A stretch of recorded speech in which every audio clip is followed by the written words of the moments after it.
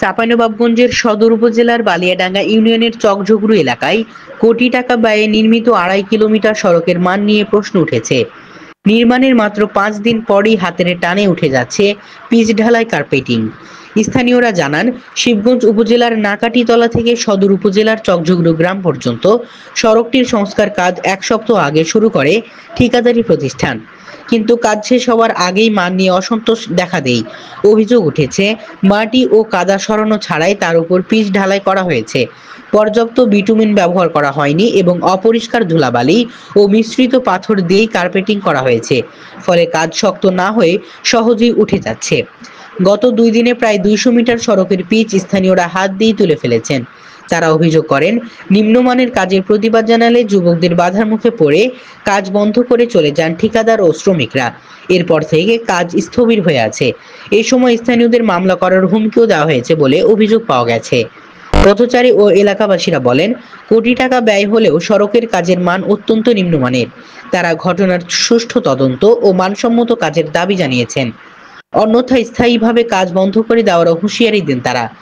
এ বিষয়ে স্থানীয় সরকার প্রকৌশল অধিদপ্তর এলজিডি নির্বাহী প্রকৌশলী ও উপজেলা প্রকৌশলীর সঙ্গে বারবার যোগাযোগের চেষ্টা করেও কোনো বক্তব্য পাওয়া যায়নি। খুব তাড়াতাড়ি রাস্তা করছে চলে আসছে। ভাই গালাকে বললাম আমি যে আপনারা এইভাবে রাস্তাটা করিয়েন না, করলে ভালো করে করেন, আর না করলে আপনারা করিয়েন না, বেগারি করে করিয়েন না। যেখানে পিচ দিতে হবে একটু কালিমালি তো দিতে হয়, তারপরে দিতে হয়, তাহলে না মিক্স হবে, একসাথে লেগে থাকবে। এগুলো করছে না, আর রাস্তাঘাট একদম নষ্ট করে রেখে দিচ্ছে। যেখানে কাদা পানি এগুলো তো মাটি টাটি সব ওরা নিয়ে দিয়ে দিচ্ছে। ঠিকাদারের লোককে আমি বললাম যে ভাই, রাস্তাটা যে পরিষ্কার না করে আপনি পিচ দিচ্ছেন, অথচ পিচের মানটাও খুব খারাপ। যে পরিমাণে পিচ লাগে রাস্তায় সে পরিমাণ দিচ্ছেন না। আর এই ধুলাবালির উপরে যে 1.5 ইঞ্চি আপনি পাথর দিয়ে চলে যাচ্ছেন, এটা কি হবে?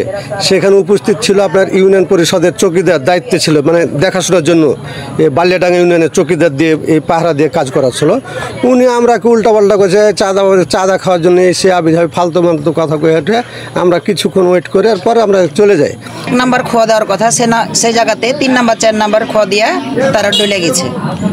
তারপর দীর্ঘ 3 মাস পর আবার কার্পেটিং করতে এসেছে। তো রাস্তার উপরে অনেক ময়লা আবর্জনা, মাটি কাদা সব কিছু আছে, তারা পরিষ্কার পরিচ্ছন্নতা করছে না। আমরা বলতে যাচ্ছি তখন আমাদেরকে হুমকি দিচ্ছে, এবং আমরা বলছি পরিষ্কার করার কথা, পরিষ্কার করে না, কিন্তু ধুলা মাটি পিচ দেয় না, মোবাইল দেয় না, ঝাড়ু দেয় না, পরিষ্কার করে না।